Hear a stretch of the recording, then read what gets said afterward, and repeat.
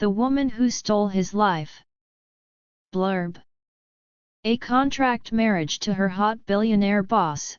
For 3 years Maren Reeves is seen as Calvin Reeves' loving wife. They are dubbed as the dream couple of Houston's wealthy elite society. But no one knows it's all a lie. She's just contracted to make him look like a family man. After 3 years of marriage, Calvin puts divorce papers in front of her. He wants a no-contest divorce, which she will agree to, but only on her own terms. She wants cash, not the house. She wants everything paid out before the divorce is final, and she wants Calvin to take her to the airport when he sends her away for good, out of the country, never allowed to return. A one-way trip to Italy. Along with the one thing she's never gotten inside their marriage. She wants just one kiss, a real kiss goodbye, from the man she loves, before divorcing her. The plane crashes, and Maren is never seen again. Calvin's obsession to find Maren turns dark when he finds out she was never on the plane but faked a call to his answering machine, one of her screaming in fear and the sounds of the plane crashing. She played him for a fool those 3 years, and then took him for $16 million in their divorce settlement. Now he knows why she insisted on a cash settlement. She was just after his money. He wants his money back and to punish her for putting him through all the anguish and guilt of believing she was on that plane, that he sent her to her death, when she wasn't even on the plane. Other women then start turning up in his life telling him they are his missing wife. They had amnesia and have just regained their memory. Trying to get him to take them in, he knows it's only for his money. Because none knows that his and Maren's marriage was a sham bar he and his lawyer. That they got a divorce, it was never publicized. Where is Maren? Can he find her and make her pay? 8 years later and Calvin comes face to face with Maren's doppelganger, one Marilyn Ridley, an author of fantasy romance, in his city of Houston, for a book signing. His obsession with finding Maren sees him become dark and twisted in his new obsession, to make one Marilyn Ridley admit she is Maren Reeves or a look-alike just out to try and steal his billions. Can Marilyn Ridley escape the Maren-obsessed Calvin Reeves, or is there something more to the story? She has her own mysterious past, something she herself has no memory of. She woke up 8 years ago in a West Virginia hospital told she'd had a horrific car accident, that has left her body covered in scars. Episode 1. The divorce. Rin, her husband of 3 years, Cal, was home for the night. He only came home from the city once or twice a week. He'd crawled into their marital bed and pulled her right towards him, his hands sliding down her body caressively and his mouth hot on her neck. "I'm home," he murmured as he tugged at her sleepwear till it was gone. And then his mouth was moving down her body in heated kisses. She sighed at first and then moaned softly as his heated, hungry kisses turned her on. It never took him long to be all hard and wanting of her body. Rin slid her hands into his hair and pushed her hips up to get more of him. She loved him and he was tasting her hungrily. "Do you want me, Rin?" he asked, even though he knew well she did want him. "Yes." She moaned without hesitation and felt his mouth move up her body in soft little nips to her skin. He bit gently at her neck just below her ear, something she loved, and he knew it, and she moaned as he did so. She could even feel the curve of his smile against her neck. He was not going to be in a rush tonight and she knew it. The man liked to take his time, and she would take all of him for as long as he wanted to have her. She moved with him, slowly and easily. Their bodies worked well together, 3 years of marriage, and they both knew how to please each other. Take their own pleasure and increase it for the other. He'd never been shy about X, and she'd learned a lot from him. She was crying out for God later as she came, and he pushed himself up and looked down at her, smiled at her. You know it's not God giving you. He shook his head a little as he slipped from her body and tugged her over onto her stomach. Rin smiled. She knew he wasn't done and let him grab her wrists and push them up the bed to grab the edge. She was turned on just thinking about what he was going to do. Hold her down and take her all eagerly from behind. She just let him move her about the bed until he had her in the position he wanted, tucked under him like a little frog. You ready, Rin?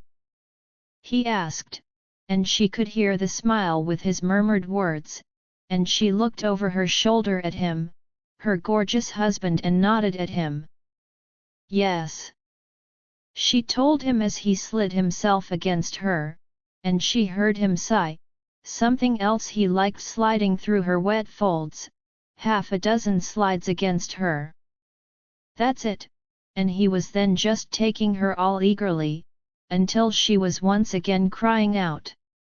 She felt him, and heard his of satisfaction, before he lay on the bed next to her.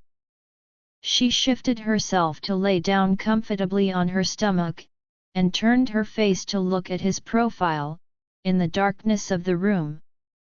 It was perfect, she thought to herself absently. Sleep. He murmured and smacked her on her bare backside. She chuckled softly and closed her eyes, loved this man, her husband, and sometimes she could almost believe he loved her back. He could be playful in this bedroom of theirs at times. And it made her heart flutter, like it was doing right now. That little playful swat to her backside extended the intimacy between them. It was hard for her to stay grounded when he was in this bed, or she was on his arm at some business or charity event. But that was why she was here. He'd married her to be on his arm, told her she was beautiful and would look good next to him. They had a marriage contract with no expiry date. He'd told her that one day he'd ask for a divorce, and she'd get a decent settlement from him. All she had to do was stand next to him when it was required. She'd done that, worn many a beautiful dress while on his arm, and heard a few jealous comments from other women around them, murmuring that she was a nobody and didn't deserve to be by his side. They thought only someone from high society should be on Calvin Reeves' arm. They didn't think she suited the position. But she wasn't some dumb bimbo that didn't have a degree. She worked from home was all, just needed her laptop and an internet connection. Cal knew this had been the one to approach her, in fact, not the other way around. She'd been talking to a few of those in her field asking about living arrangements. Her lease was up, and she needed to find a new place to live. The owner was kicking her out of the apartment she'd lived in for 3 years. Cal had offered her a home, this very house, in fact.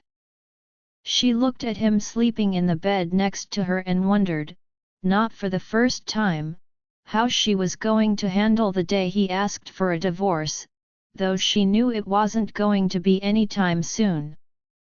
He'd stated once when she'd been at his family home playing with his nieces and nephews not until after at least 3 years of marriage. To his mother when she'd asked about them having children. She'd looked at him. They'd only been together for a year at the time, and she'd not expected him to state anything about children ever.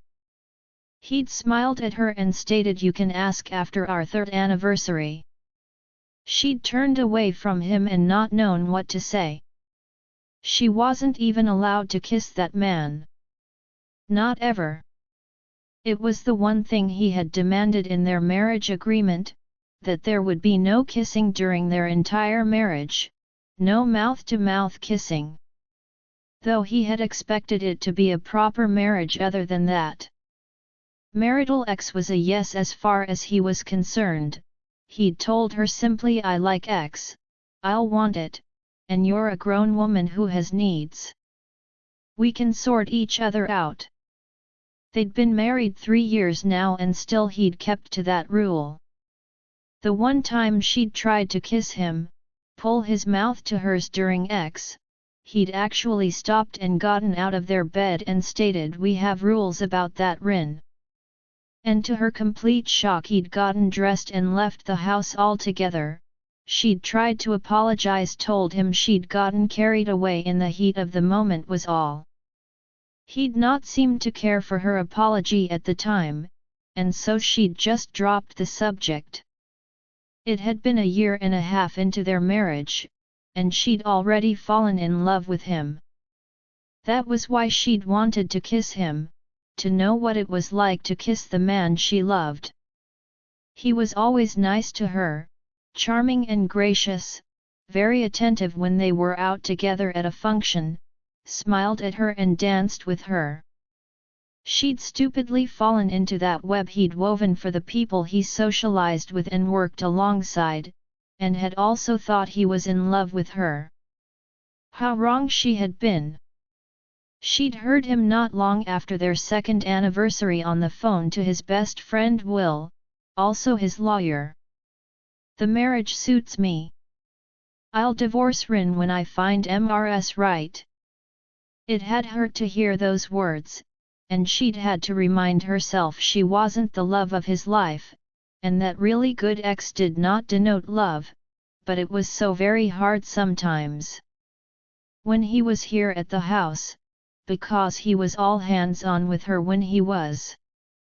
Every night was like tonight, when he'd crawled right into their bed and wanted her, know just how to please her and had done so twice, extended that intimacy just a little afterward even. She closed her eyes and sighed softly. It had been 3 years, their anniversary had been a week ago, and he'd wined and dined her, just like he had their first 2 wedding anniversaries, and a part of her knew it was all for show. But another part of her had loved every second of it, as she bought into her own lies about the type of marriage they had. Rin, she woke up alone in their bed, and she sighed to herself as she rolled over onto her back and looked up at the ceiling. Sometimes they had morning X as well, and she kind of wanted that right now, as much as she knew she shouldn't ever really want anything from her husband. She never asked for anything other than here in this bedroom, when he had his hands on her. This house was more than enough. It was large and impressive, and there was a housekeeper that came every Monday and Friday, before the weekend and after the weekend. She maintained the house every other day. It wasn't that hard to do, it was just her that lived here.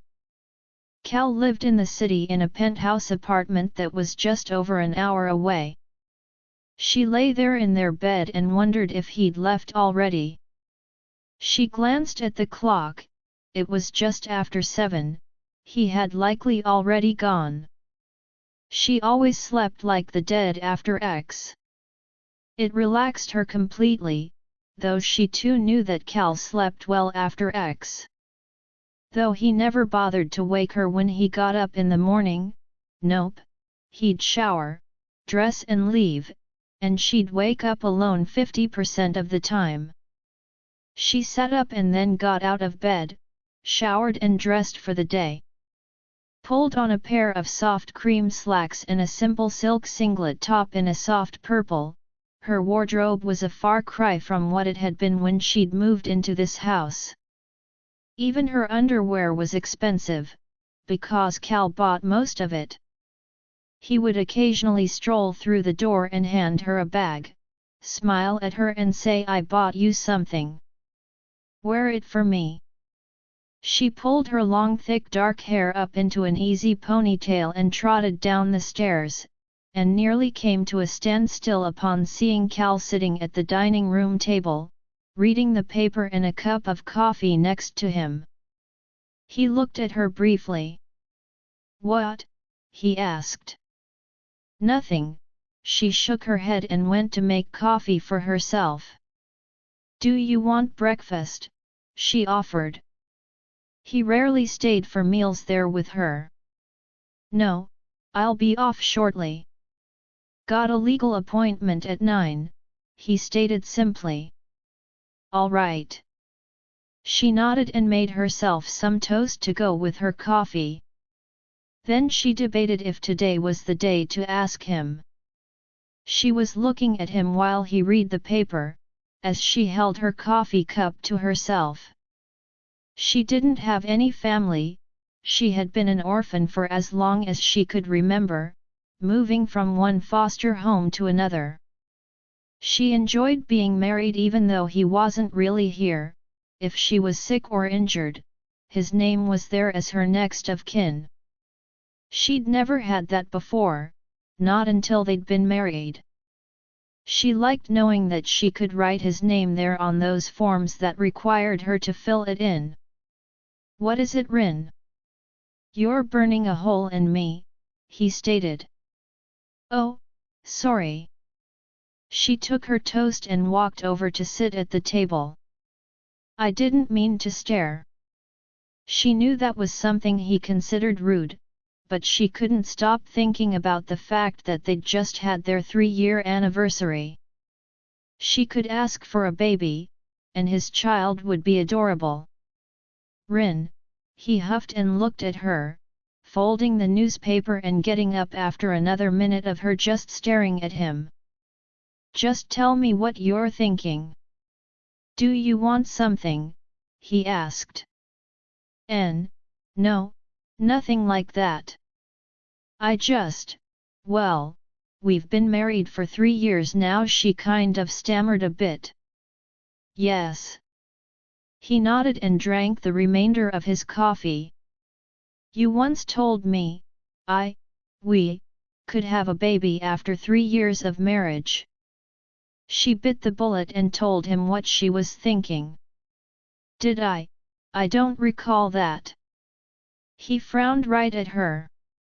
"Yes, it was just after our first anniversary at your mother's house," she told him.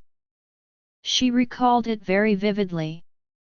"For mother's benefit only then." "Did you try and get pregnant last night?" He was suddenly frowning right at her now.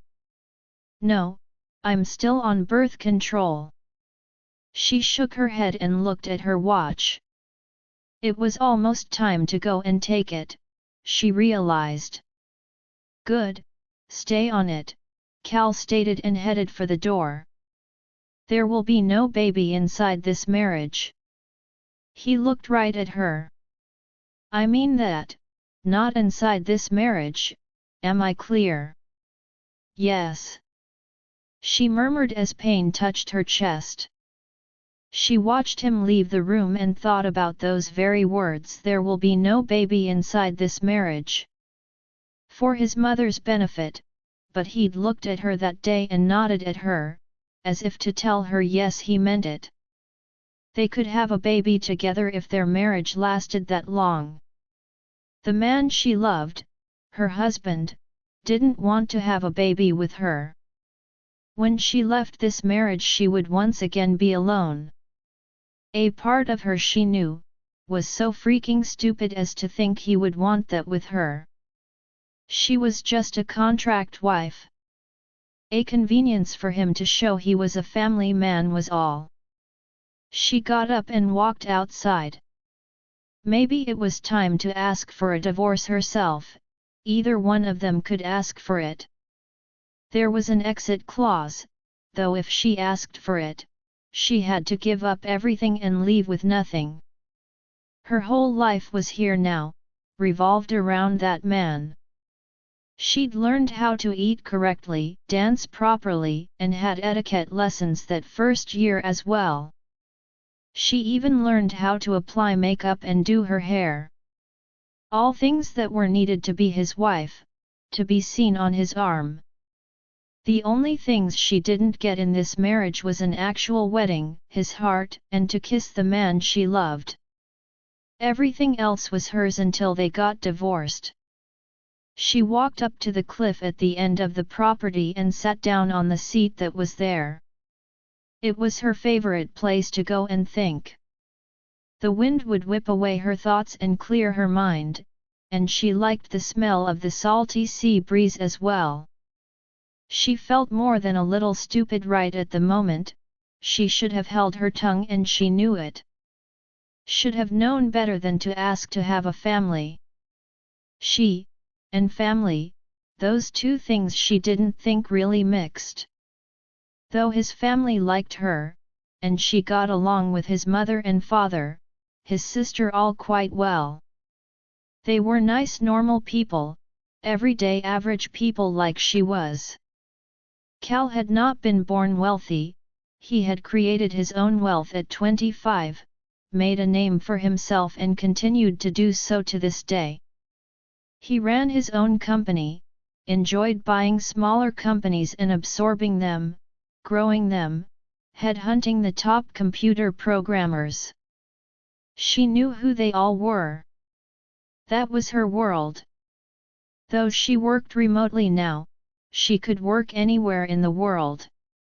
She sat up there and looked over the ocean as she wondered where she would go when she got that divorce, and wondered if she should start looking now. He'd been unhappy with her question and she knew it, she recognized that expression on his face. That one question could well be her undoing in this marriage.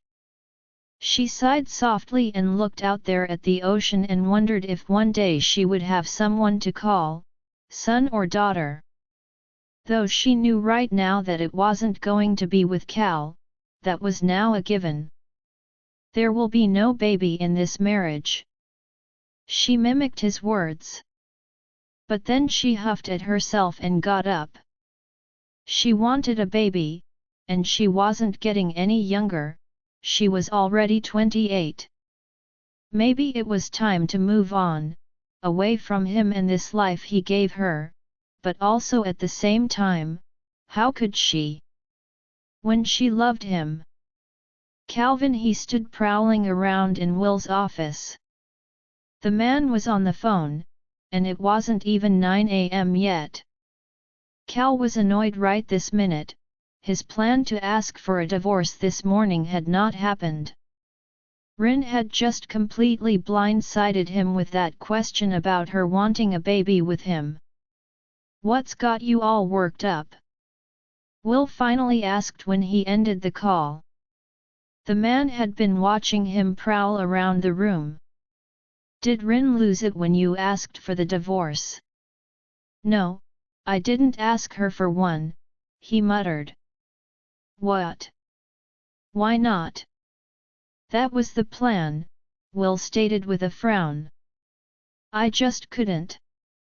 She was happy last night, giggled at me, and then this morning, he sighed. She asked me about having a baby. What? Will stared at him now. Yeah, that was my reaction. Calvin stated, how could I ask for a divorce on the back of that conversation? She would think it was because she had asked for a baby. That's just wrong, I'm not that cruel. You say that, but that girl is in love with you, Calvin, you said so yourself. Told me she was all curled into you after your second wedding anniversary and murmured she loved you in her half-addled sleep state. I know, he muttered, and a slight smile touched his face at the memory of it. She'd been so cute, hugged into him, patted his chest a little and sighed all softly, kind of dreamily murmured, I love you, Cal. She was the only one allowed to call him Cal.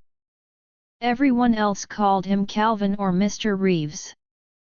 You should have asked for a divorce back then, Will muttered, now look at what you've got yourself into. I wasn't ready then. He sighed and sat down on the man's couch, and he hadn't been. Yes, she was his wife, but it was contract marriage and he'd never looked at her in any other way than that.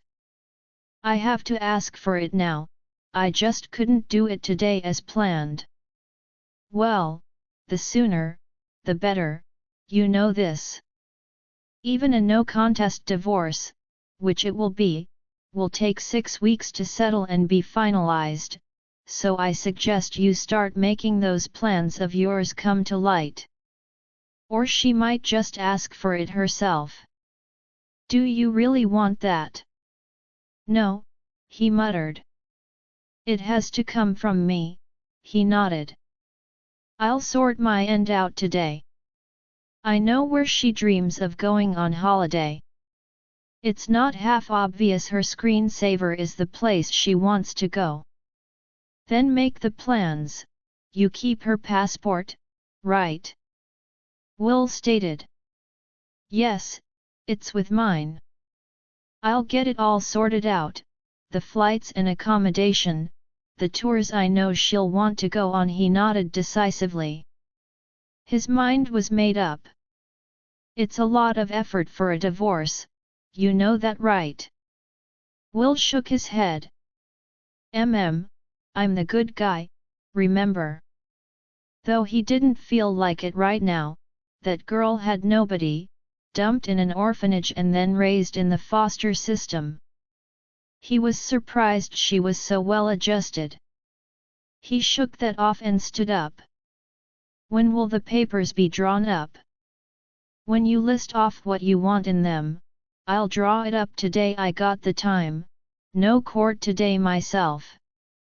What is she getting? The house we share, and $4 million should do it. Then that holiday all paid to her dream destination. I'll make it first class, as well. He would spoil her a little, she deserved it. Are you sure you want to do it this way, Calvin? You could simply, no, it has to be this way. We have to get divorced, it's the only way I see her being happy. She'll understand my intent is to let her go, so she can be happy in the future. It could backfire, you know, I'd be willing to bet there is a temper in that wife of yours. I've never seen it, he shook his head. She's too sweet to yell and scream and pitch a fit. Likely just stare at me and mutter, right, where are the papers? Or that was what he was hoping for. I don't want a big scene made out of this, keep it low-key and out of the papers. So when are you going to do it? Will you be delivering the papers yourself? Or will I be the bad guy for your sweet-natured, loving wife? Will muttered. I understand you don't like it, Will, but we can't go on in our marriage as it is. It's not right and you know it. I can never tell her I love her back, so it's time to get divorced. He stated, if you can get everything drawn up by tomorrow, we'll both go to the Cliffside estate, and I'll tell her I want a divorce and you, my friend, can hand her the papers. Yay, I ain't getting in the way if she tries to smack you one. She won't, Cal stated, and she wouldn't. She wasn't that kind of woman. Getting her heart broken, she just might. I'll have them ready to go in the morning. Best you sign them prior to going out there, so I can file them on the day, so that 6-week wait starts right away. Cal nodded and headed off to his own office. It was going to be a long and infuriatingly frustrating day, and he knew it. His mind was going to be distracted with those words she'd uttered this morning. A baby, she wanted to have a baby with him, inside a contract marriage. It was not the right thing to do, to bring a child into a marriage like they had. So, no, he would not only not have a baby with her, he would divorce her to make sure she would understand him. He spent the day sorting out airfares and accommodation, checked on tours of the area and booked several of them, a vineyard tour, a hot air balloon ride, horseback riding on the beach, a dinner cruise on a nice yacht and a spa day. He booked the best hotels and made sure there were luxury transfers. All the things she'd talked about with his own mother, all the things his mother told him he should do with her. Take your wife on vacation, son, make it romantic and relax, enjoy each other. He knew what that meant. She wanted him to have a baby with his wife. Come home pregnant is what she meant. He looked at the list of things, and printed out the itinerary. It was quite extensive, a full month-long holiday in Italy. She would really like that. She would see he'd made the effort to give her something she was interested in, her dream destination. She'd not had a holiday in the 3 years they'd been married, his schedule kind of hindered that. He always had events, whether they be business or charity, here or in other states or outside the country. He put it all together and got her passport from the safe, flipped through it.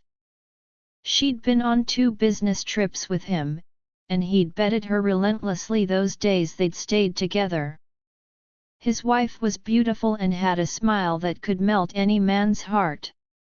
That was why he needed a divorce. He wanted her to be truly happy, and she could not be that inside their contract marriage, something that was full of rules and stipulations, things he kept in place to protect her and himself. Not that it had seemed to help protect her, she'd still managed to fall in love with him. It was time to end their sham of a marriage in favor of happiness and contentment. She wasn't going to like it, be heartbroken, but it was for the best. He couldn't stay in that contract marriage if he couldn't give her what she truly wanted, and he could not. She was out the back of the house, sitting in the shade of a large tree on a blanket. The morning was sunny, but cool, and the breeze coming off the ocean was gentle. She was working outside this morning, being cooped up in that big house for the past 2 days without so much as a single word from Cal, had kind of felt suffocating. She understood he was mad at her, and that those words he'd spoken were in fact the truth. The manuscript she was working on had turned dark and emotional, to match her mood. Though she had used those feelings she'd had of heartache and loneliness to add a new twist to the tale she was weaving. Even now she was typing away out here. She'd not really slept all that much last night, she had tossed and turned and, in the end gotten herself up to write, because it was the one thing that could shut her own emotions off or pour them into her writing. She turned her head at the sound of a car coming up the driveway and frowned instantly. Cal never came home at this time of the day. She wasn't even dressed appropriately. She was just sitting out here in an old pair of shorts and a t-shirt. She did always try to dress nicely when he was around. These were clothes from her old days. She'd been feeling nostalgic and so had rummaged through her old clothes, to be her old self. She had a feeling she was about to be shoved back into her old life, and so she was dressed to match her mood. She turned back to her work. It was unlikely he was there to see her. At this time of the day, he likely needed something from his office. He did have one here, though she never went in there. He'd told her once not to, and had also pointed out the camera that was in there. It was motion activated and would alert his phone if she did go in there. She'd not really cared about it, didn't work in his industry, though she knew a fair few of those that worked in his tech department. She had a computer science degree and could, if she so chose to, could go and sit in her office inside his building in the city and work all day long. She and the team she worked for had been absorbed by technology just before he and she had gotten into the marriage contract. That was how he'd come across her. She was the one that checked for bugs and glitches in the gaming programs they made. She was smart technology-wise, just not so smart in the emotional department. She had given her heart to the man she was married to, and she shouldn't have. She caught movement in her peripheral vision and turned to look, to see not only Cal coming this way but his friend and lawyer, Will, as well.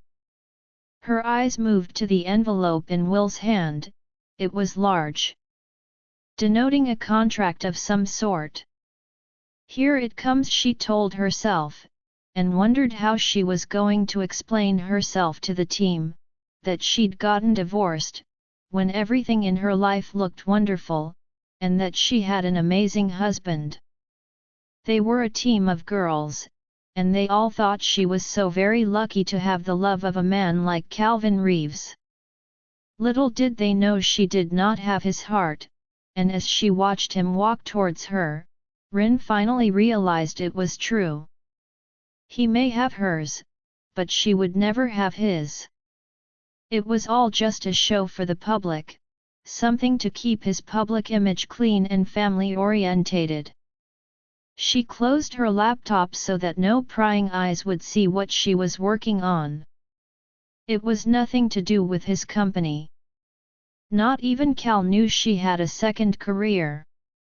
She'd needed to keep that part of her life solely for herself, for the day she got divorced and she was once again all alone.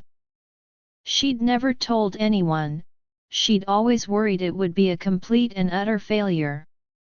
Though it was not, it had taken off really well a year and a half ago, and if she was completely honest with herself, she'd kept it from Cal on purpose, because she knew this day would come, and she needed something to fall back on. She had a secret career under her pen name Marilyn Ridley.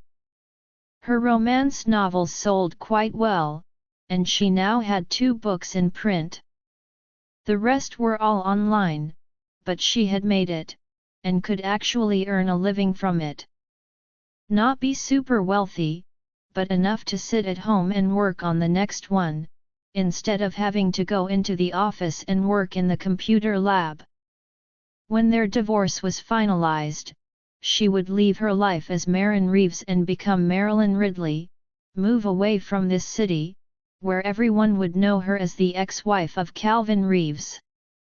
She would move to some place where no one would know her and she could live her life small and peacefully, and never have to hear his name or see him with another woman on his arm, because she knew that would just be painful for her to look at, read about in the papers or see online. She was going to have to leave his company, it was part of the marriage contract.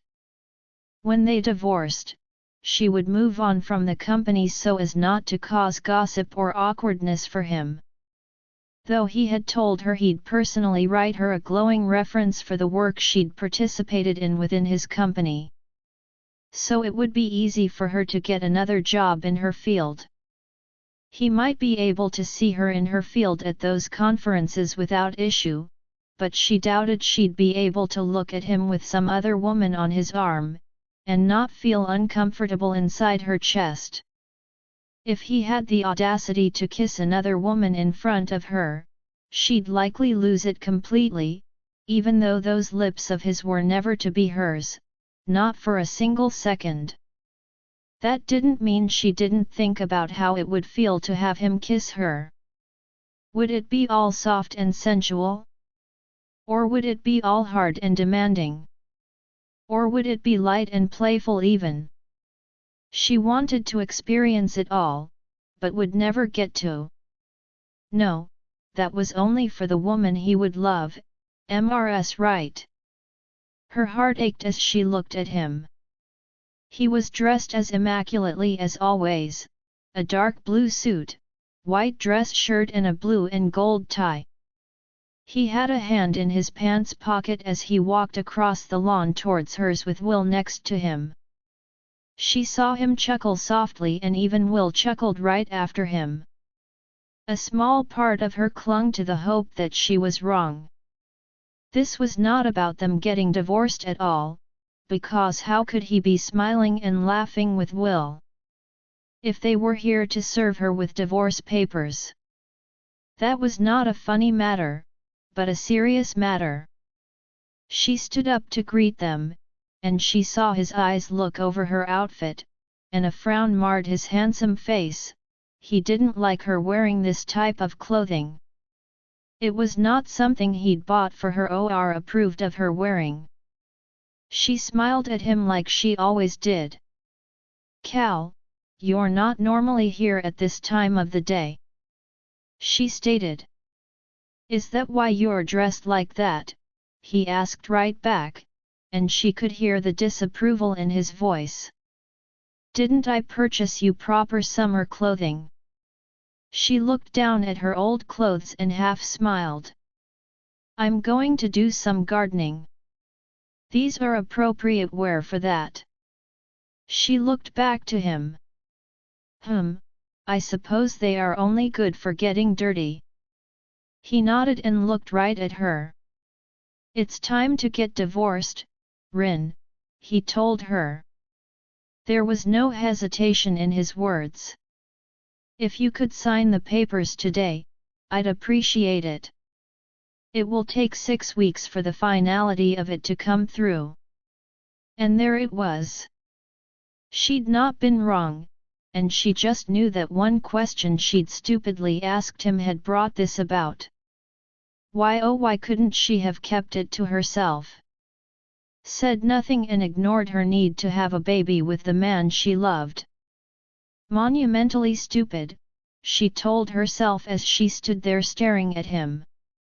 Wondering if telling him she was sorry and hadn't meant it would work to keep him by her side.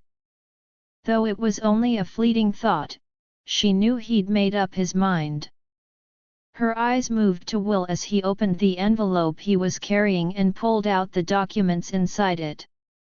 It wasn't just a simple piece of paper, it looked to be quite extensive. She could well imagine there was a non-disclosure agreement there as well, for her not to ever talk about their marriage contract. "It's a no-contest divorce as per our marriage contract," Cal stated. "I have also organized for you to go overseas on a holiday. You've not been able to take a vacation in the past 3 years, that we were married. I've accounted for that and an all-expenses-paid trip has been organized for you, as part of the divorce agreement." She raised an eyebrow at him now, at those words of never having taken a vacation.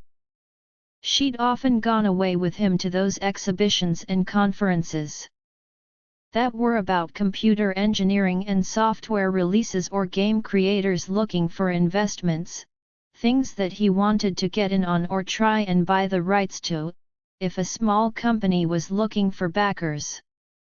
2 or 3 days in his company, 4 or 5 times a year, where they would stay in a 5-star hotel, eat all their meals together, have sex every night and sometimes in the morning, a few times in the afternoon even. Rin counted all of them as being away on vacation, little mini vacations with him, but he did not, she now knew. She heard his phone ring, and he pulled it from his jacket pocket to look at it. "I've got to answer this," he stated and turned to go, but then pointed to the papers as she took them from Will. "Sign that," he told her and walked away to take his call. She watched him go, just walked away uncaring that her heart was filling with pain inside her chest. She doubted that man even knew she was in love with him. There would be no convincing him not to get a divorce, and she knew it. He'd already walked away dismissively. She turned her eyes away from him and his retreating back and looked at the papers. ignoring the pen that Will was now holding out to her, to use to sign the papers like Cal wanted her to. She wouldn't sign anything without reading it. She stood there and flipped through the vacation that had been planned out for her. Her passport was attached to the holiday plans, something he kept in his office safe, for when needing to make impromptu travel arrangements which needed her passport details. She'd not had one until they'd gotten married.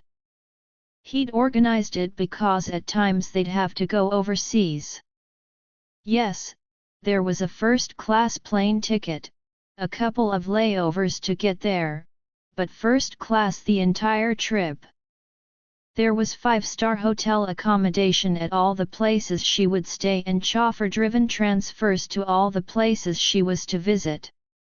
It was quite extensive and there were plenty of tours to attend, all in Italy, a place she did actually want to go. Though those tours she thought were more things for couples to do, she wondered if his secretary had planned this with the thought that they would be going away together, instead of it being a parting gift for their divorce. She moved to the actual divorce papers. Just 2 pages long.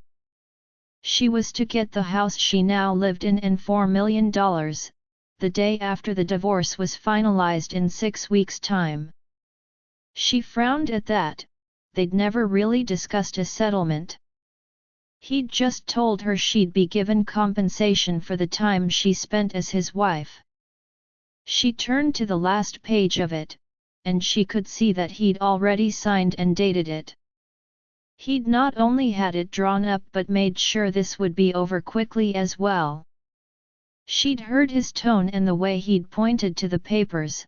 He expected her to do it right now while he stood there waiting. Or Will stood here. Cal had already walked away uncaring. She looked at her husband of 3 years, as he still walked away across the lawn, was talking on the phone. That call was more important than even saying goodbye to her. She understood that he was a busy man, but one would think he could give her his undivided attention for the few minutes it would take for her to sign these papers. She really did mean nothing to him at all. Her eyes moved to Will as he cleared his voice, and he held that pen out to her once more. "Please sign it, Marin." He used her full name, just like she was the only one to call Calvin, Cal. Cal was the only one to call her Rin. It was seen as intimate and something that they did as husband and wife, was personal and private just for the two of them. "You really expect me to sign something? I've barely glanced at it." "I'm not that stupid, William," she stated. "I'll sign it after I've read through it properly and made sure everything is in order." Will stared at her now, looked a little shocked to her. "I deal with contracts all the time, and I'll compare it to the marriage contract, make sure it's all sorted out properly according to that. Calvin can suck it up, it'll be all of one extra day of waiting. If he's that impatient to divorce me, he should have sent it to me last night when he signed it and came to collect it this morning." She told him and turned and walked away. She heard William sigh but didn't look back at him. Yes, she had noted that Calvin had signed it yesterday. She would look at it with her marriage contract right there. Right this minute, however, she needed a moment to keep her composure and not fall apart in front of either of them, so she walked away as Calvin himself had done. She would do as she stated, and she would sign it. Her word was good. She just needed a minute, and didn't want to do it in front of either of them, so she went and sat up there on the cliff to take a moment for herself, like she always did. This was it. She was getting divorced, he'd move on and away from her, and she'd be stuck somewhere between still loving him and hating him at the same time. Hating him for his uncaring manner in the way this was delivered. Why couldn't he just take 10 minutes out of his day to sit down and show her himself, explain it, and sign it with her at the same time? She turned and looked down to the house. He was already at his car, and she watched them get in and leave, and felt tears fall down her face. That was it, and she knew it. He was gone, never to be seen here in this house again. He'd just left her without even so much as a thank you for helping me out, or it was nice being married to you, not even so much as a goodbye, Rin. He just drove away and was gone. She looked down at the papers in her hand and crumpled them a bit. She had to take a few steadying breaths in and out, and she told herself, you knew this was coming, suck it up, princess. It was a fairy tale inside your own head. She sat up there for a long time, before finally getting up and returning to the house. A house he'd only ever come to, in order to climb into her bed and sate his needs.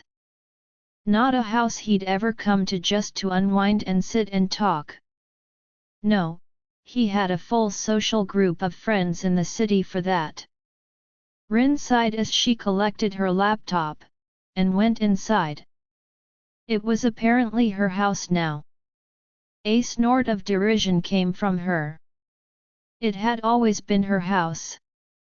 He didn't live here, only she did. He'd bought this place for her to live in. He had asked her just once before they'd gotten married, what type of house do you want to live in?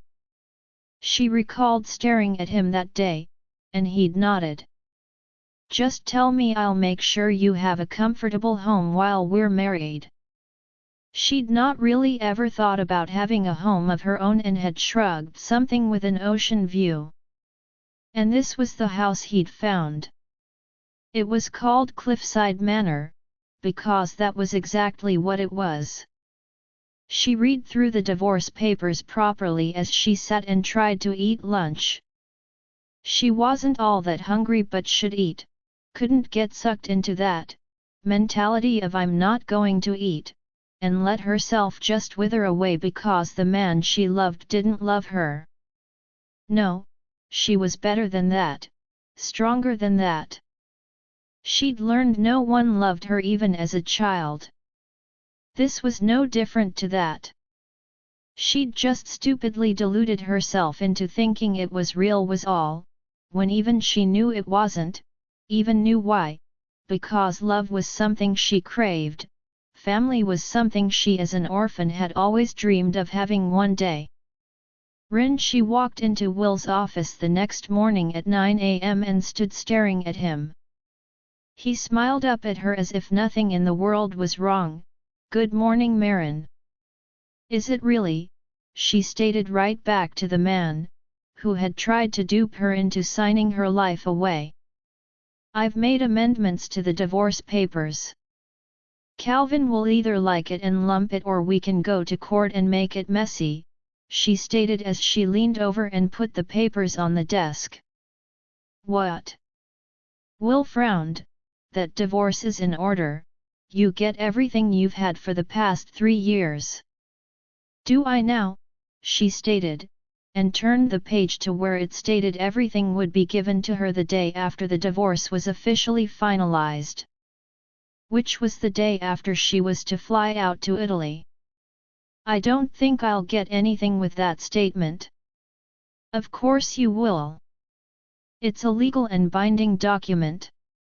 Oh, and just when will I be living in the house, seeing as Calvin had decided to send me away overseas to never come back? What are you talking about, Marin? I don't understand. He huffed. Oh, don't you? I'm not some dumb bimbo, that I can't see that holiday he has given me, is one way.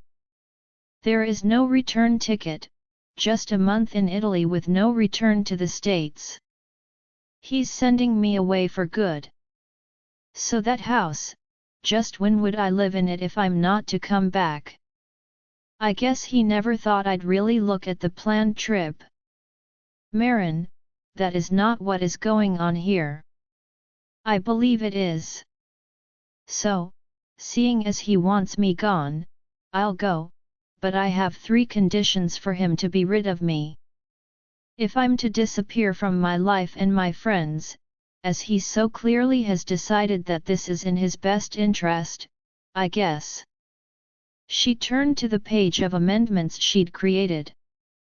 1. I want that house value in cash. He can keep the house. Do whatever he wants with it, she stated flatly. It's just a house to him and to me, it's not a home. Its only value is money to him. So, cash instead of the house, and I want the settlement date to be 1 week prior to my leaving, to make sure he doesn't just conveniently leave me broke, in an unknown country unable to support myself. She saw Will frown. Yes, she knew how to play hardball. 2. I want Calvin to pick me up and take me to the airport himself and not some chauffeur. He, himself, drove me there. I want him to get out of the car and get my luggage out, and put it next to me on the footpath. If he wants to send me away, then he can bloody do it himself, in person. She pointed to the clause. I think I've earned that much, don't you? 3. I want him to kiss me goodbye at the airport, just 1 kiss.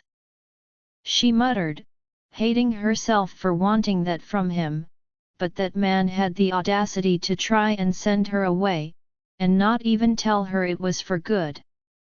That he wasn't having her come back, she understood him and his one-way plane ticket. So she would hit him back in the same manner and make him do something he didn't want to do. Will was just staring at her. She knew he'd been the one to write their marriage contract and that no kiss clause was in it. He won't do that, Marin. Will shook his head. Yes, he will, he's a billionaire, and I, a lonely orphan he took advantage of. That's how it will go in court, she rapped out. Will was glaring at her now. Are you so cruel, Marin? That you'd drag him through the mud over a single kiss? Yes, apparently I'm petty, and I'm angry that he sees fit to rid me of my life and friends, send me away to a place where I don't speak the language and leave me there, abandon me to an unknown country. I think some compensation is in order for that to happen. Will looked more than angry now with her.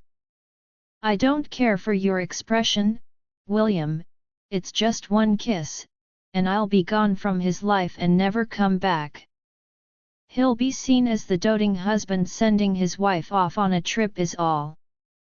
If anyone sees it happen, it will not harm his reputation, likely only make him look more loving and caring. He can suck it up, she snapped. Just 1 kiss before divorcing me. I don't think it's that hard a thing to do. He can take it or leave it. I'll sign that right now in front of you if he agrees. Right now? He asked. Yes. She stated. I'll leave like he wants, he'll never have to see me again. The last time he will ever have to look at me is when I walk into that airport. I'll wait, you call him. She stated, and walked over to sit on the couch in his office. She would wait, it was a bloody bluff and she knew it. She'd never drag him through court, but she would make him think so, and she would get just 1 kiss from the man she loved before leaving and never seeing him ever again. I've not seen this side of you before, Will muttered. Not many do, she answered him, but you all forget I've always been on my own, can deal with anything thrown at me. Including being kicked out of the country. But I will go on my own terms, not his. She heard him sigh a little on the heavy side and watched him make the phone call to Calvin, tell him not only was she in his office, she had made amendments to the divorce papers. He read them out, and looked right at her afterwards. She knew Calvin was upstairs in his office on the 15th floor. She didn't think he was going to come down here and yell and scream at her. She also didn't think that her demands were that unreasonable. The only thing she'd actually changed was the house for cash. He had billions. What that house was worth was probably a pittance to him, pocket change, or he'd make back in a day on interest. There was silence for a solid 3 minutes and then Will disconnected the call and looked right at her. He agrees, we'll sign this today himself, after you do, and I'll courier over your copy of it. Right, she nodded and got up, walked over and took the pen he was holding out to her and signed her name as Maren Reeves for the last time. She pulled her letter of resignation out of her handbag and handed it to him. You can deal with that, she stated, my end is done. And she turned and walked from the office. What is it? He called after her. My resignation. She called right back over her shoulder. She returned to her home and looked at her funds. She'd made enough money as Marilyn Ridley to afford to put a deposit down on a house of her own. She would start looking for that today. And when that divorce settlement came in, she would pay it all in one go and finally own something of her own, that no one could take away from her. The only question was, where did she want to go and what scenery did she want around her to help with her creativeness? All she did know was she wasn't going to have a house near the ocean, so she supposed that one thought helped her with her decision: no state that bordered the ocean. If not the ocean, then it had to be a forest or mountain, maybe on a river. She wondered if she could get all of those things in a new place to live. She would find somewhere quiet and out of the way, a place where no one knew Calvin Reeves or what his ex-wife looked like. She just needed a small cottage, really, somewhere she could be alone with her thoughts. She'd always been on her own, so living alone in the middle of nowhere would probably suit her quite well. But where was that quiet place going to be? Calvin. He walked into Will's office. Did she sign it? He asked, walking over to his desk. She did, Will nodded. I honestly don't think I've seen her like that before. I think she's ticked off. The man sighed. You're really sure this is the right way, Cal? Because I'm thinking now it's going to backfire on you. It won't, he stated. We've discussed this before. I need a clear-cut statement so she'll know the truth. That is what will do that. What was she so ticked off about? You didn't state why she made the changes, only that if I didn't agree she'd take me to court. Do you think she'd really do that? Will asked. No, Calvin stated as he sat down taking the papers from Will, she's not that kind of person. He saw her signature, small and neat, unlike his big bold flourish. The cash though, instead of the house I bought for her, tailored to her liking even? That is curious to me. She, from all I can see, loves the house, maintains it, plants trees and flowers. His eyes moved to Will as he took out his pen to sign his name next to the amendments on the divorce papers. Her reason being you're sending her away. She doesn't think she'll get what you're offering if she leaves before she gets it. Will shook his head. I never saw her as materialistic. She not, Cal murmured, and leaned back in his chair. She doesn't spend any of my money, has a credit card and only uses it when I tell her to go and buy something to wear for a function. He signed those amendments. Does she think I will stiff her out of the settlement? That was the impression I got, considering her view on you sending her away. Will nodded. Cal frowned at him now. I'm not sending her away, it's an all-expenses-paid trip to Italy. He corrected the man.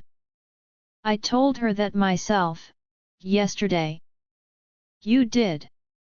She, however, saw the one-way plane ticket and deduced, you're not only divorcing her, but kicking her out of the country. If she's not paid prior to leaving, like you wanted to wait until the day after the divorce is settled, which is the day after she leaves for that trip. If you don't pay up, she'll not be able to afford to come back. So, kicking her out. Cal huffed now. That is not what I'm doing. Look, I told you this was not the right way to divorce her. You somehow got it in your head that it needs to be this way.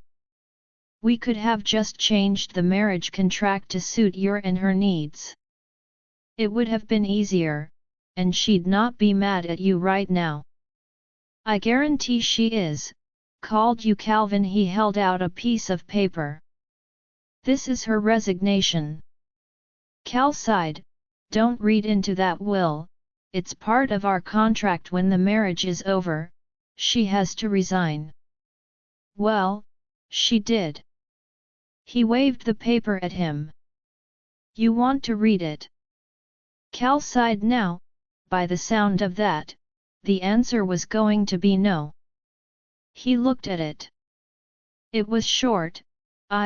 Marin Huxley resign from CR Technology. He looked at Will, and what is wrong with it? No muss, no fuss, just how I like things. God, you're thick sometimes, for a genius. Marin Huxley. She's Marin Reeves, already either changed her name back or is going to in the next few days. That's fine. He shrugged. I don't see the problem with it. Make things smoother, in fact. Will was just staring at him. You don't understand, girls, that's her way of telling you goodbye. She told me she'd leave, and you'd never have to see her again. It'll be fine, Cal stated simply. I'm trying to tell you I don't think it will be. Let me tear this up and call her back here for a change of contract. No.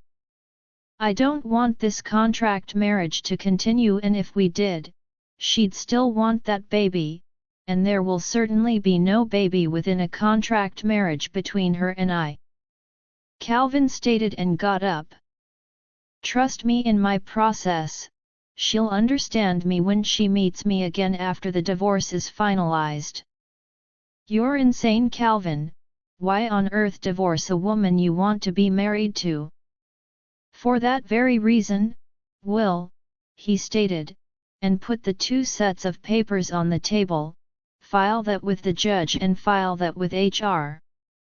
He stood up and headed out of the office.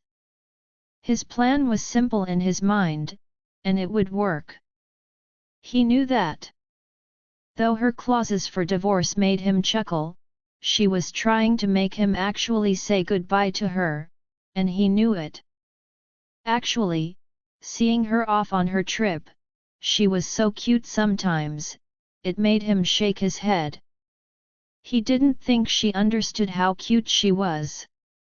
His wife was beautiful. He'd heard it many times from those around him, your wife is not only beautiful, but smart too. Got yourself a whole package. Some of the business people around him told him. I know, was his usual response unless she was standing next to him, and then he would smile at her, and kiss her temple, and perfect she is would come out of him. She'd blush when he said that, just something else that made her cute. It's why the divorce was on the quiet side. He didn't want the world around him. All those men looking at her and getting any ideas that they could seduce her into their beds. If she changed her name back to Huxley, it would probably be for the best anyway. He packed up his office and headed for his apartment to get ready for Will's engagement party at 7 p.m. He'd not expected to see Rin there. They'd just signed the divorce papers today, but she was standing in the room talking to Will's fiancée, Annabelle. Standing there wearing a lovely dress that fell to her knees. It was a medium shade of purple, a chiffon dress, which was quite simple but elegant at the same time. He knew she had likely called Annabelle and asked about the dress code or what color she herself was going to wear so that Rin wouldn't be seen to wear anything that would upstage Annabelle. She was considerate like that. Played it down but still looked lovely in her dress. Her hair was pulled half up, and slightly curled. She in no way outshone Annabelle's ivory lace dress, which was lovely and elegant, fit for her engagement party as well as a lawyer's wife. Annabelle smiled at him. "Calvin," she greeted him and then smiled at Rin. "You lucky woman, he's always so handsome." Calvin chuckled softly at her words and walked over, leaned down, and murmured in her ear, "Now don't let Will hear you say that," and leaned back to see her giggle a little. She was a lovely woman, but a bit on the cheeky side, was in law school herself, and still had a year to go. She was good for Will. He'd never seen his friend smile so much in the past year and a half of knowing her. His eyes moved to Rin, and he smiled at her, the way he always did. No one knew about their divorce, and he stepped right up next to her. "You look lovely," he murmured softly. "Thank you," she stated, "I'll get you a drink." And then she walked away from him. Cal frowned, that wasn't normal for them, and she always complimented him back. He watched her walk away and asked the bartender for a drink.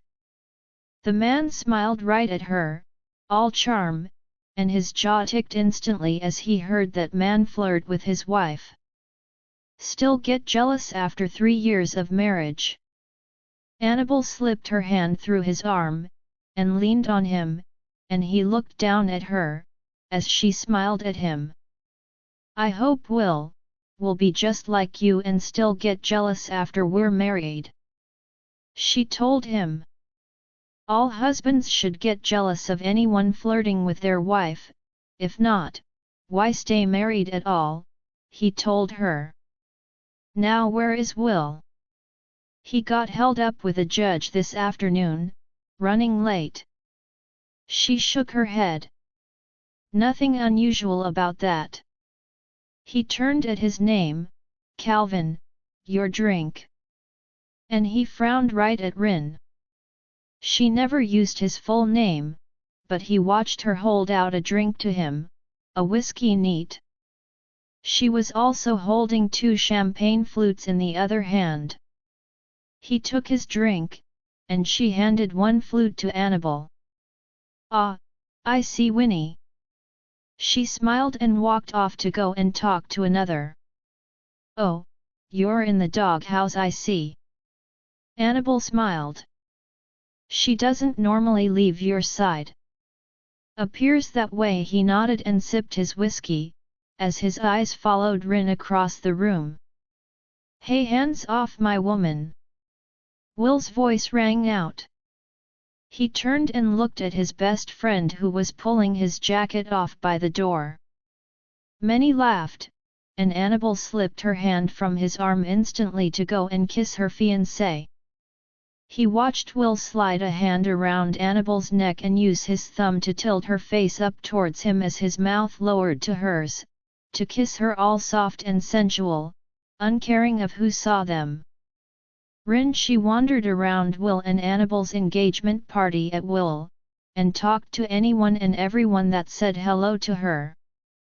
She had come to the realization that, with her and Calvin's divorce papers signed, and their marriage now over, she no longer had to stand by Calvin's side, every single moment of the night, and play the loving wife that he'd asked her to play, and she'd accepted the role of 3 years ago, so she opted not to do so.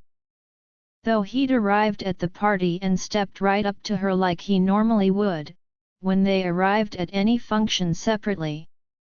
He'd done, she knew what he had always done for the past 3 years, fallen into that role he'd given himself without a second thought at all. He'd dropped an arm around her waist and rested his hand on her hip. A full display of them being husband and wife for around them to see. Only they weren't that anymore. She'd gotten an emailed copy of the signed divorce papers before she'd even left the house to come to Will and Annabel's engagement party along with the letter from the judge to state the divorce settlement date. It was all done and dusted. The invite for this party was on the fridge in her house, and she'd nearly forgotten about it. She had read it when getting a drink from the fridge this morning after getting home from Calvin's office, and she had even debated with herself about attending tonight, but it was addressed to both of them.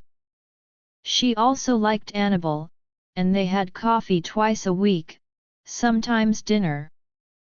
So why should she be deprived of seeing her friend being happy at her engagement party?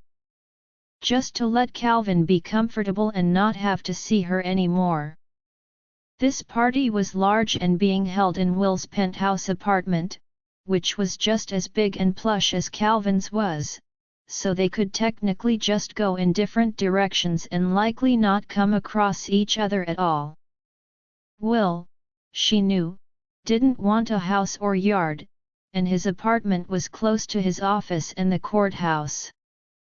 Annabel didn't seem to care either, though this apartment did have 4 bedrooms, for when they wanted to start a family. She could feel eyes on her as she moved about the party by herself. It was quite annoying to know that he was keeping track of her, when he was the one that had wanted the divorce. She wasn't keeping track of him, showing him that she was abiding by their divorce. At one point, Annabel had leaned into her and linked an arm with her, much the same way she had done with Calvin earlier, and murmured softly to her, "What did he do?" They were standing out on the balcony, where she'd gone to get away from the feeling of Calvin's gaze on her and to get some fresh air. "It's a really nice view." Rin smiled at her. "That bad, hey?" It doesn't matter, Annabel, this is your and Will's night," she smiled at her. "Have fun and don't concern yourself with anything that is not you and Will. That's how an engagement party is supposed to be. Now did you open the gift I brought you?" "Not yet," Annabel smiled. "We could do gifts now," she stated, and tugged Rin back inside, and she felt it instantly, the moment they cleared the doors of the balcony, Calvin's eyes on her. She ignored it as Annabel pushed her towards a chair and told everyone it was time to open the gifts.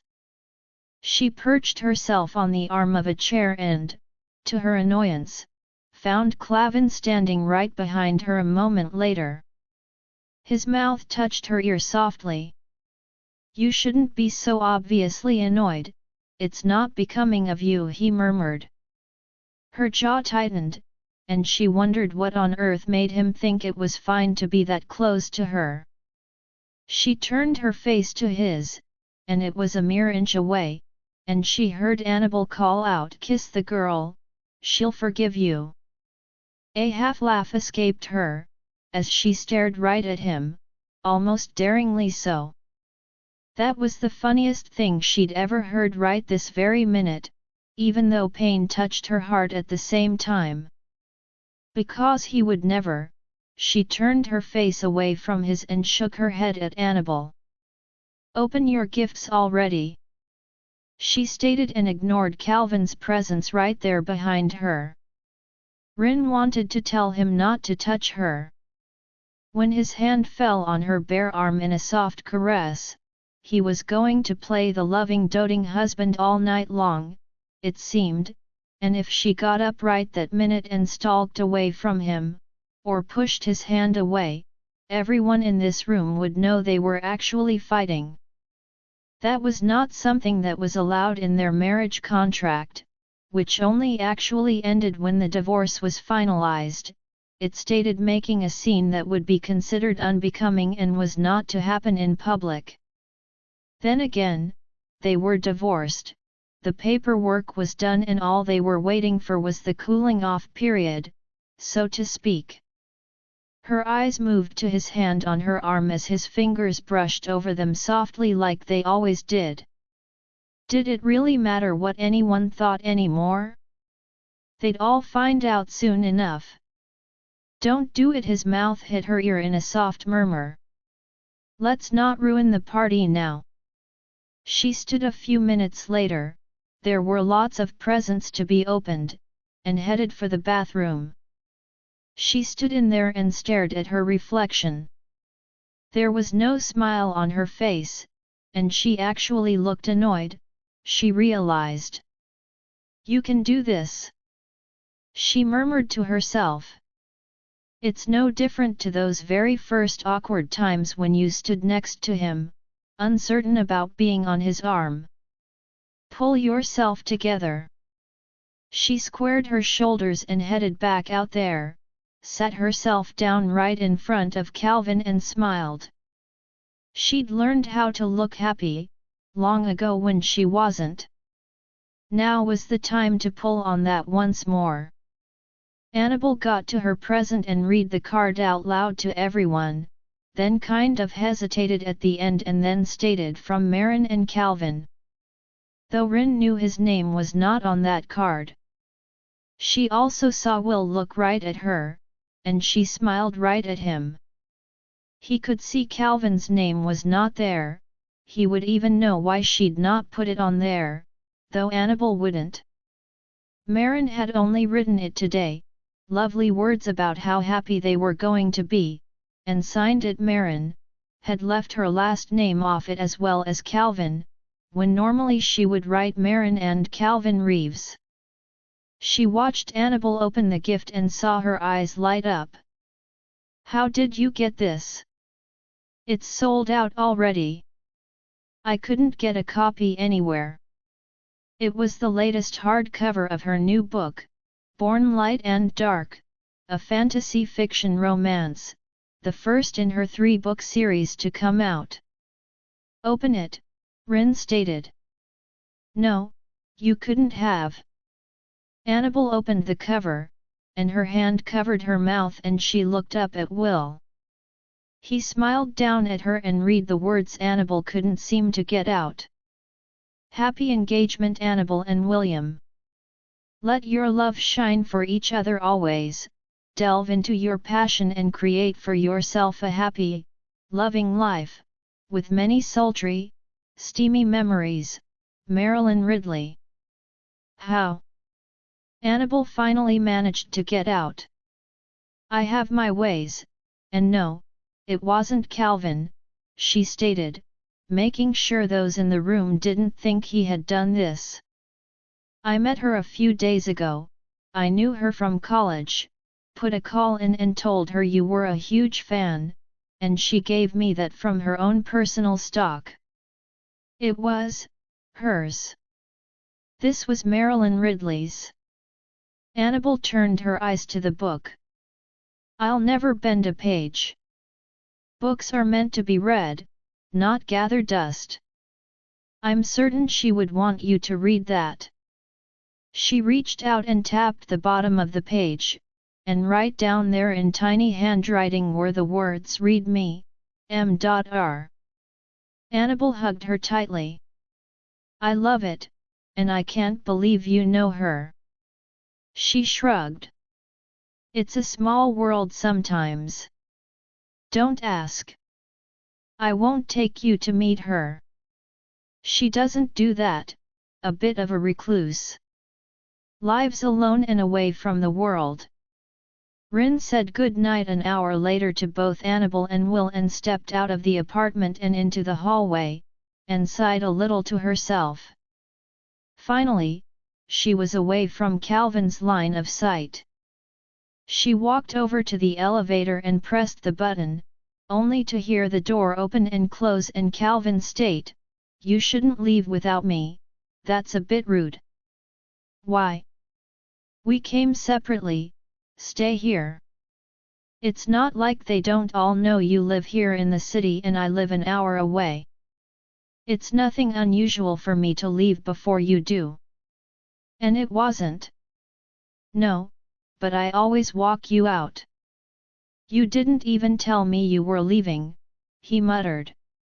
"Do I need to do that anymore?" She looked right at him. She'd never heard him mutter at her like that before. That was new to her.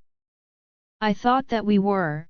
He had his hand clamped around her arm, and he was pulling her away from the door to Will's apartment before she could get the word divorced out. Pulled her all the way into the stairwell and banged the door shut. Then turned and looked down at her. "I don't want you to state that in public, it's not for public knowledge, Rin. It's not going to be announced right now either." Rin. She leaned herself back on the wall in that stairwell and looked up at him. He was impossibly tall at 6'4", she thought absently, as she stared up at him. Thinking about those words, he didn't want their divorce to be public knowledge. She wondered absently how he thought he was going to keep it a secret and not announce it at all. She couldn't understand his logic right at that very minute. Will had filed those papers today, to get the proceeds underway. It was also going to come out when she stopped being on his arm, attending the events he had lined up for the next 6 weeks. There were 3 she was supposed to attend with him, that were marked on her calendar. But he would also just call her out of the blue and tell her he needed her to go to dinner with him and a client, someone she was better equipped to handle due to her programming skills. She could talk the lingo, so to speak.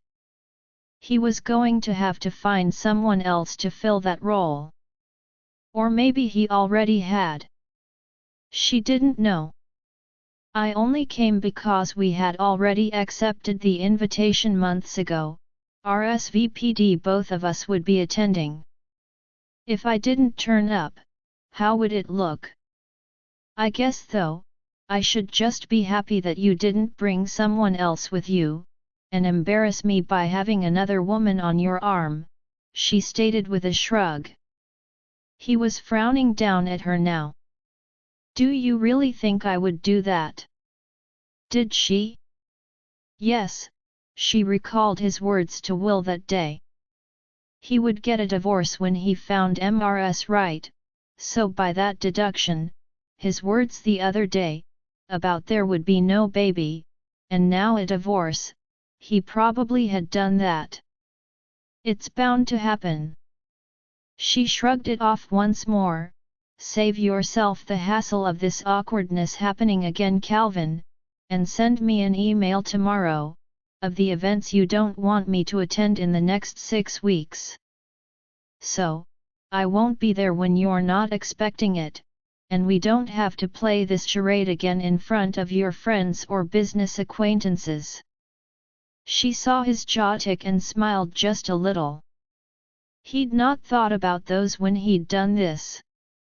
He probably should have looked at his calendar and scheduled their divorce accordingly, to when he had no functions to attend, or functions he'd yet responded to, so he could decline to attend, or state only he was attending, therefore negating his need to be seen with him on his arm. "It's a bit more difficult than you thought, isn't it, to get this quick and quiet divorce you want?" She nodded as he remained silent. I'm not going to harass you, or make it difficult for you, Calvin. I'm just stating the facts. There are, from my recollection, 3 events in the next 6 weeks I'm supposed to attend with you, one a charity gala which features a dance competition. I suggest you make other arrangements. She stepped around him. I'm not yours anymore. You are still mine, Rin. He yanked her around to face him. His hazel green eyes were locked onto hers, and she watched them start to become more green than brown as she stared up at him. As he pressed her back against the wall, the divorce doesn't settle for 6 weeks, and even then. His whole body was against hers, his mouth on her ear. You'll still be mine, Rin. His voice was suddenly all husky and deep and dark like his eyes had been, started to show signs of desire. She knew what that looked like, sounded like. His mouth was on her neck a moment later, kissing it deeply, right below her ear.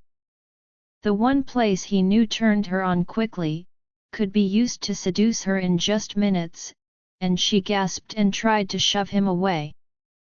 He was much larger and stronger than she was. His hand was under her dress and, before she knew it, he was pulling her panties aside and touching her intimately. Stop! She gasped, though even to her, it sounded so very weak and as if she didn't mean it. He was never this reckless as to touch her like this in public. If anyone saw them, it would cause a scene. She felt his fingers push inside of her a moment later and gasped, "We're in the stairwell." Trying to clear his own head and make him come to his senses, she knew not much could distract him when he wanted her, when he became all needy and demanding, in trying to get what he wanted. "I don't bloody care," he grated out, and his eyes met hers, and they were all green and filled with hunger and desire now. "I really don't care right this very minute, I want you come for me, Rin," he demanded of her, and his mouth was on her neck once more, dragging heated kisses all over it. As he pumped his fingers in and out of her until she was moaning and moving with him, she hated herself for allowing him to do this. But she also wanted this.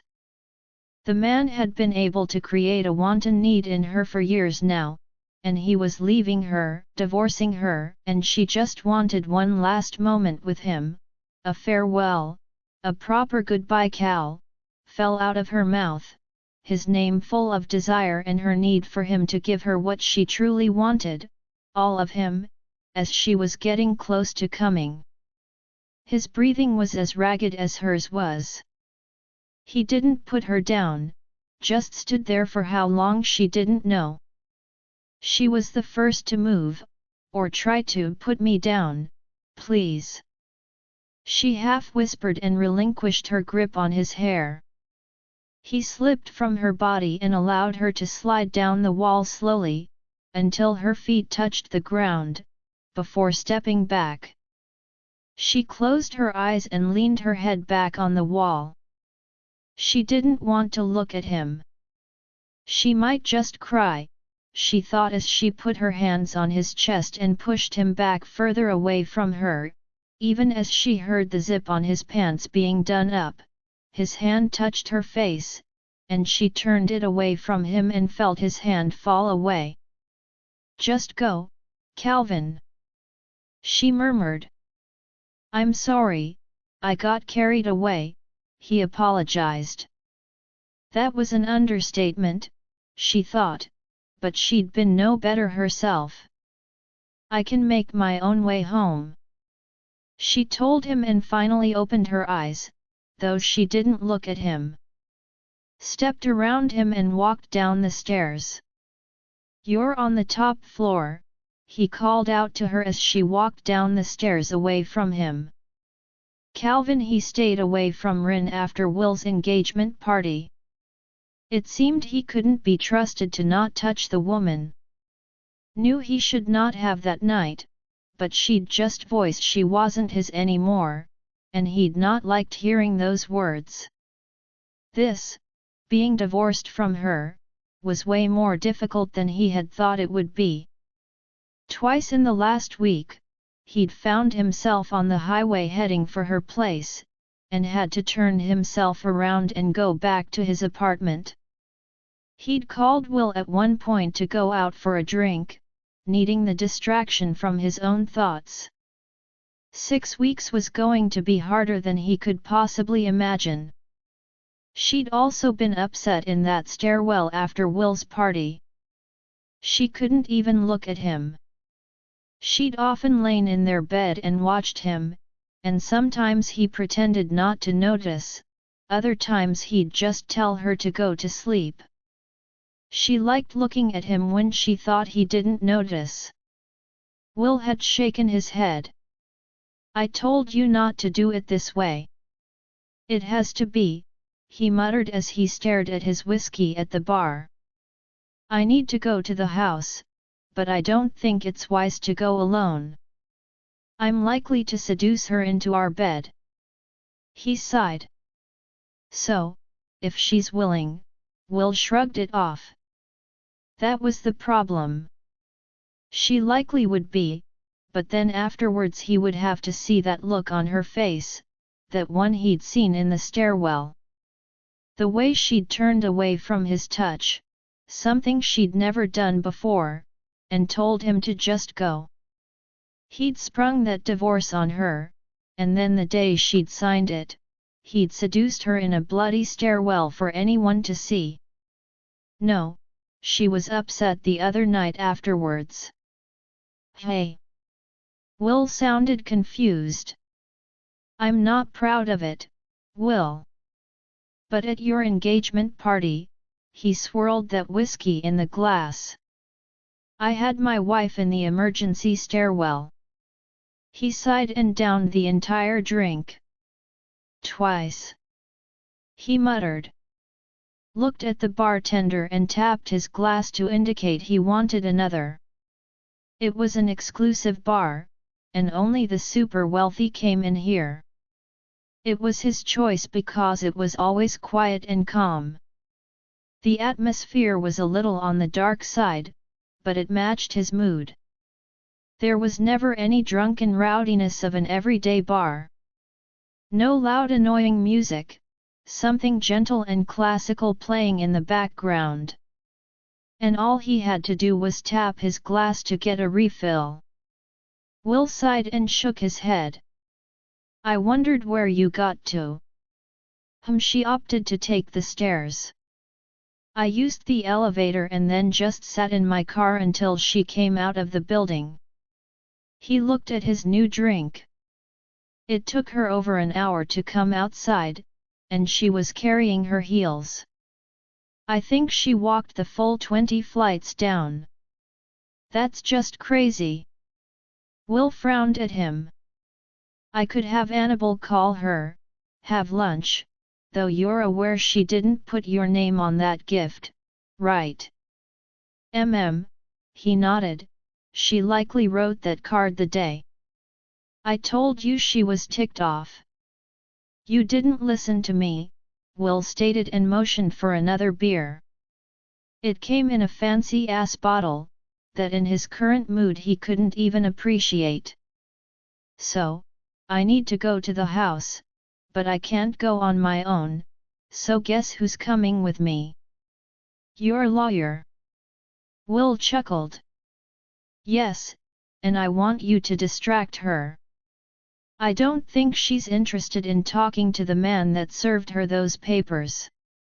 "I don't really care, I just need to collect a few things from my office and pick up a suit or two from the bedroom. One visit, then I'll leave her alone until the day I have to pick her up and take her to the airport." "You really don't trust yourself." Will sighed. "Normally you're quite level-headed. This is very different." "I didn't expect to feel this way, at all," he muttered and downed that drink. Pick me up in the morning. He held his card out to the bartender. Both of us, he stated to the bartender. He dressed nicely in the morning but didn't overdo it, and he let himself into the house at Cliffside, only to find Rin was standing right there in the foyer, a large vase on the table, and she was making a flower arrangement for those flowers. Her eyes moved to him and then, "Will, what can I do for you?" she asked, and then turned back to placing flowers into the vase. "I'm just here to pick up a few things from the office, and a couple of suits," he told her. "All right." She shrugged. "I won't bother you." He looked at her and wanted to ask if she was all right, but he knew she wasn't, not really. She was normally one to always smile at seeing him. She'd not done so today. He looked at Will and nodded towards her before walking away. He heard Will state Annabelle really liked the gift you got her. "I'm glad," was all she stated in return, and it didn't sound like she was interested in making small talk. "I was curious about how you know Marilyn Ridley." "No one seems to know who she is. A pen name is what Annabelle told me. I went to college with her. It's how I have all her books," Rin answered him. That surprised Calvin. He'd not known that she had all of that author's books. It seems she had some secrets he didn't know about. He retrieved a few files from his office. Things he worked on when he was here overnight. Sometimes sleep didn't happen and he would work while Rin slept. He headed upstairs and looked about and, yes, there on her dressing table were 2 books that had Marilyn Ridley's name on them. Nothing else in here had changed, everything was as it had always been, neat and tidy, the bed made and the windows open to let the summer breeze in, something she always did. He knew that was to do with her past. One of the foster homes hadn't been so good, and she'd been locked up in a room with no windows on more than one occasion, and now couldn't stand to be in a dark confined space. It was also the reason he'd bought this house. Their bedroom was very large and spacious, and had large windows to let the light in. And all that open space out there behind the house and out to the ocean, she had all the light and space she could ever possibly want. Nothing in this house was dark or claustrophobic in any way. He walked over and pulled out the suits he needed to take with him and lay them on the bed before walking into the bathroom and opening the bathroom cabinet. He picked up her birth control and looked at it. She'd stopped taking it, and by the look of it, the day they'd signed their divorce papers. He smiled a little, he'd thought she would, that would go in his benefit for his plans, as well. Everything was going to be just fine, he reminded himself. She would understand, and he thought tear up a little, hug him, maybe pummel him when she realized what he'd done, but she loved him. He knew that. That love would win out over any anger, and she would be happy, they would be happy, and he could give her that baby she wanted, the right way. They would come home from Italy happy and with a baby on the way he was hoping.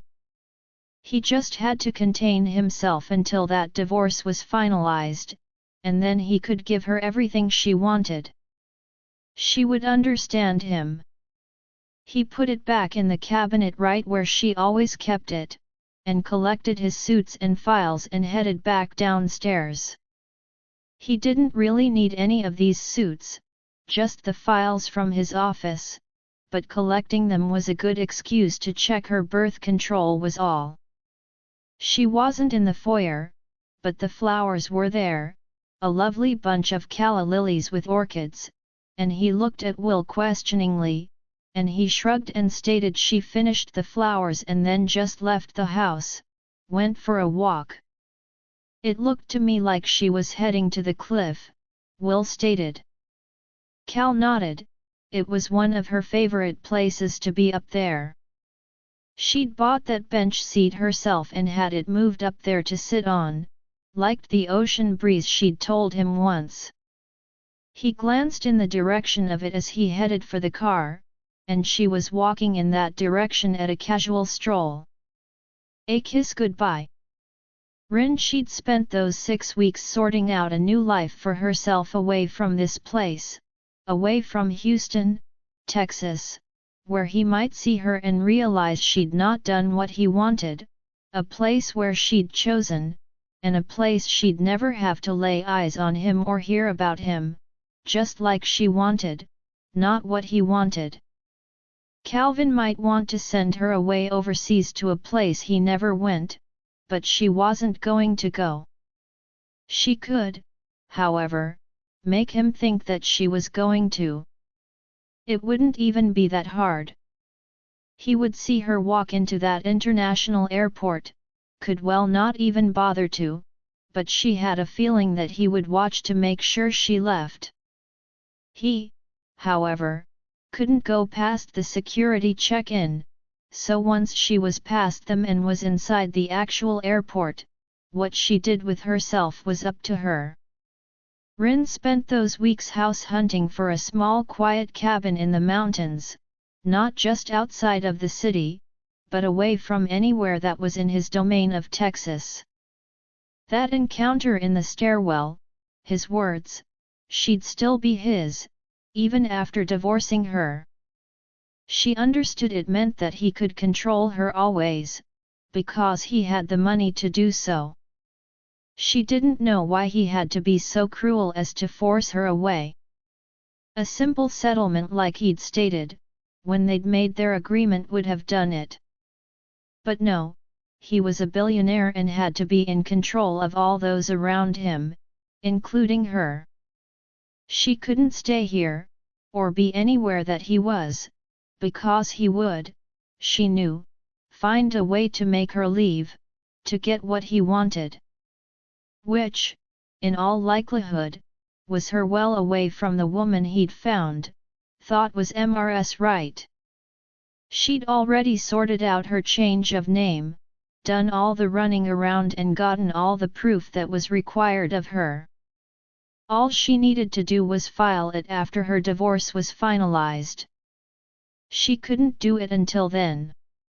She'd organized that court hearing for the day she was supposed to leave, just later in the afternoon. Everything was in order and so far there were no problems to stop her from legally becoming her pen name, Marilyn Ridley. Her initials would even be staying the same. Not that it would matter. She could change it to whatever she wanted to. She'd had to make a couple of trips in the past month to her soon-to-be new hometown in Bedford, Virginia to look at the house and land she'd purchased. She'd already put it under Marilyn Ridley, she had a business account under her author's name and the house was now attached to that. She'd also already transferred all her funds into that account. Rin had driven herself out there and not flown. She didn't want anyone to know what she was hopping on and off flights, and tell Calvin or ask him why his wife was going somewhere, and she knew she could well run into Calvin himself. He traveled a lot. Though in the years they'd been married, he'd never, to her knowledge, traveled to the state of Virginia. So that was a good place to settle down and disappear just like he wanted of her, only she was going to do it her way. It was a solid 2-day drive there, and 2 days back, but she lived in Cliffside by herself and so it went unnoticed by anyone. She'd gotten to walk around the house she'd put a deposit on. It was on 6 acres of land, a beautiful white country cabin-style home with just 2 bedrooms that had a nice flowing creek that snaked by it out the back, and there were nice nature walking trails, in the forest with waterfalls and wildlife about. A quiet out-of-the-way place where she could be someone completely new, and no one would know she was the ex-wife of a billionaire. She would just be Marilyn Ridley, author. She did a fair bit of shopping. Once that money was deposited into her account last week, he'd actually paid the $4 million and the price tag that the house was worth as well. She probably didn't have to work anymore if she didn't want to. She had a whole new wardrobe, and she'd changed her look and style, was changing everything to fit in with her new life, to be a new person. She was in the foyer of the house with her one suitcase when Calvin arrived at the house to pick her up. He was dressed casually today. It seemed he didn't want anyone to recognize him, just wearing jeans and t-shirt. She watched him push his sunglasses up on top of his head to sit in his hair. "Rin," he greeted her. Though then his eyes moved over her, she was wearing full makeup and her hair was out and splayed around her shoulders, in big curls, and she stood in heels and was wearing a lovely tea-length flowing dress. It was a soft shade of apricot, with sleeves that had a little ruffle to them. It had large dark apricot-colored flowers mixed in with soft pink flowers with black and grey blurred leaves. It was elegant, yet casual at the same time. "Mr. Reeves." She greeted him, and his eyes shot right to hers. She'd called him Cal when they were married. Calvin once she had signed those divorce papers, and now it was finalized. As of midnight last night, she was officially his ex-wife, so Mr. Reeves was appropriate for their now non-existent relationship. "That's a bit formal, don't you think?" She looked at him. No, she did not. She placed the house keys on the foyer table by the empty vase, which would normally be filled with flowers. "The house keys," she stated, and then placed the car keys next to them. "The garage door opener is in the car as it always is. I had everything in the house laundered, and the car detailed for you." She told him the gardener will be here the day after tomorrow. "I've prepaid him, and then you have to manage it yourself. I've left a list of things on the dining room table that will need your attention within 2 weeks. To keep the house maintained." She reached for her suitcase and his hand landed on it. "I can get that," he muttered. "You know, Rin, you don't need to do all of this. I'm simply returning to you all the things you gave me in the same condition, a common courtesy now that we're divorced." That is all. She walked out of the house and pulled her sunglasses on. It was early, and the sun was shining brightly. He loaded the suitcase and got in behind the wheel of his Bentley and looked at her. "We'll be late if you don't leave soon," she told him. "Do you have your passport and travel documents?" he asked as he put the car in gear and drove them away from the estate. "Yes," she stated simply. "Don't worry, I will get on that plane," she murmured and turned to look out the window. "You look very different," he commented. "The dress suits you." "I know," she answered. "You don't have to be nice to me, I get it, Calvin." "You get what exactly?" he asked. She shook her head slightly. He really did think she didn't know the truth. "That you found the woman you want to be married to. That's why we're getting divorced, so you can marry her." He was quiet for a long moment and then stated, "You're right on that. How is she going to feel about my clause? Are you not going to tell her? Does she even know you're taking me to the airport?" "She's aware of all of it," he commented. She just nodded but said nothing, wondered though if that woman had kissed him yet, gotten something she never could. Knew why, but how was she not to want it when they'd slept together all the time, and all the things he would do, all the places that mouth of his would go, and the only thing he wouldn't bloody do was kiss her on the mouth. She understood she was hung up on it, but it was because she was in love with him, and wanted to experience it just once. She'd had to force his hand to get it even, make a deal with him that she'd leave and never come back. For just one kiss.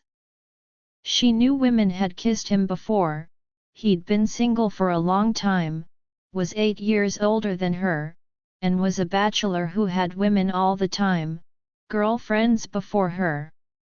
She'd seen him in the society pages lip-locked with other women. It was just her he wouldn't bloody kiss. Join our Facebook and WhatsApp group for more updates, link is given in description. Rest audiobook will be continued in next episode.